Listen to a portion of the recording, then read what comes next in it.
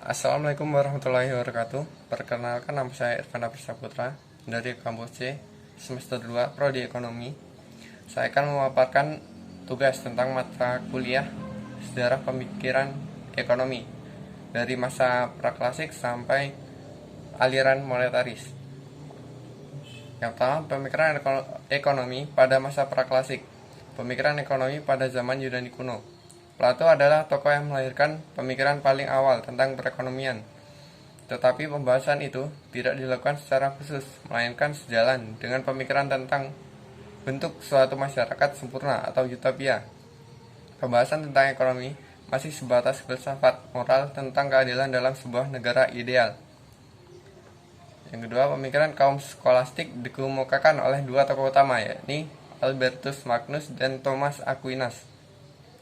Selanjutnya, pada era merkantilisme yang dikemukakan diantaranya oleh Jean Bodin, Thomas More, Jean Baptiste Colbert, Sir William Petty, dan David Hume.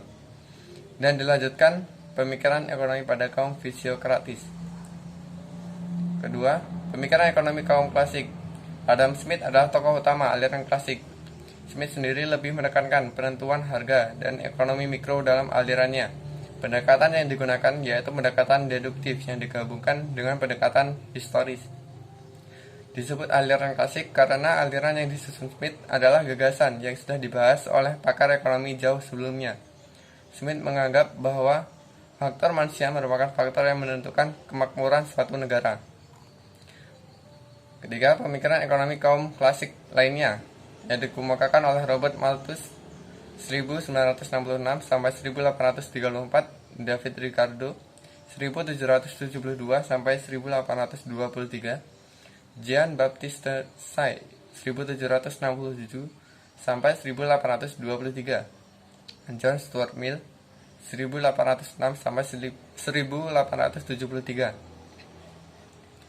Keempat, pemikiran ekonomi sosialisme sebelum Marx. Aliran sebelum Marx dimaksudkan ke dalam aliran sosialis karena pemikirannya yang lebih bersifat utopis atau dalam hayalan. Aliran sosialis lebih berorientasi pada kesejahteraan masyarakat berdasar asas keadilan dalam perekonomian. Menurut John Stuart Mill, secara sempit sosialisme ialah kegiatan menolong orang yang tak beruntung dan tertindas. Kata komunisme secara historis sering digunakan menggambarkan sistem sosial di mana barang-barang digunakan secara bersama-sama dan didistribusikan untuk kepentingan bersama.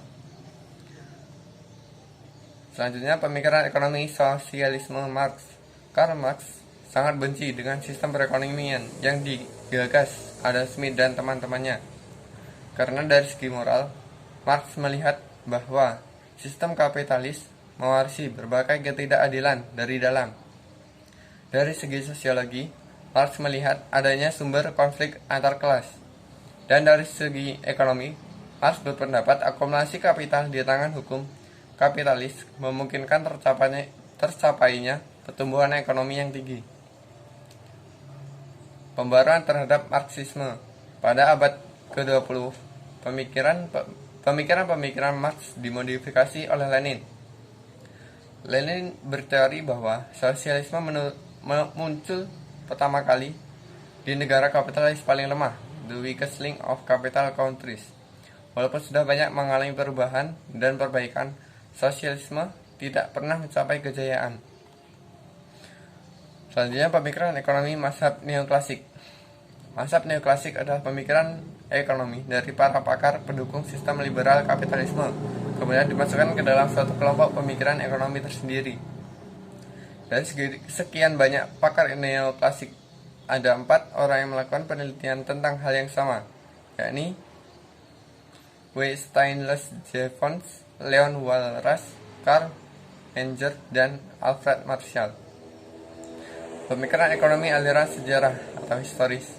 Dengan berhasilnya tokoh-tokoh neoklasik dalam mementahkan serangan pemikiran sosialis atau Marxis, maka bendera sistem liberal kembali berkibar dan pada waktu yang bersamaan di Jerman, perkembangan suatu aliran pemikiran ekonomi yang disebut aliran sejarah. Menurut Joyo Hadikusumo pada abad ke-19 merupakan masa kemasan bagi lahirnya ide-ide baru dan gerakan intelektual, di mana manusia mulai menyadari keadaannya dalam merubah keadaan dalam segala aspek kehidupannya. Pada masa ini, dipandang sebagai wujud dinamis yang senantiasa berkembang dalam lintas sejarah. Pemikiran ekonomi aliran institusional. Aliran institusional menolak ide eksperimen sebagaimana yang dianut oleh aliran sejarah Joyo Hadikusumo. Aliran sejarah atau historis yang dikembangkan di daratan Amerika pada tahun 20-an, muncul pemikiran ekonomi lain yang disebut aliran institusional. Ada sedikit persamaan antara aliran institusional dengan aliran sejarah, yakni keduanya sama-sama menolak metode klasik. Selanjutnya, pemikiran ekonomi Keynes. Karya tulis atau buku Keynes, The General Theory of Employment, Interest and Money, ditulis sebagai reaksi terhadap depresi besar yang terjadi tahun 1930, yang tidak berhasil dipecahkan dengan metode klasik dan neoklasik. Teori klasik menurut Keynes masih banyak kelemahan, sedangkan teori neoklasik Keynes tidak terlalu banyak menemukan kelemahan. Tetapi Keynes tetap melakukan penyempurnaan teori, sama seperti teori klasik. Pemikiran ekonomi neo-Keynes dan pasca-Keynes. Deliarnov 2016, mereka banyak berjasa dalam mengembangkan teori-teori yang berhubungan dengan menjaga stabilitas perekonomian. Pandangan mereka disebut neo-Keynes atau Keynesian karena teori-teori mereka diturunkan dari teori determinasi pendapatan Keynes. Pemikiran ekonomi oleh tokoh Keynesian dalam pasca Keynes lebih berupa ide-ide dalam mengembangkan teori Keynes, teori neo-Keynes, tetapi tidak diformulasikan secara sistematis. Pemikiran ekonomi aliran monetaris. Para ekonom aliran monetaris menyerang pandangan dari aliran Keynesian, terutama menyangkut penentuan pendapatan yang tidak benar oleh mereka. Penentuan pendapatan memberi penekanan pada pentingnya peranan jumlah uang yang beredar di dalam perekonomian. Bagi kaum monetaris, jumlah uang yang beredar merupakan faktor penentu utama dari tingkat kegiatan ekonomi dan harga-harga dalam suatu perekonomian. Sekian pemaparan materi sejarah pemikiran ekonomi. Saya undur diri. Wassalamualaikum warahmatullahi wabarakatuh.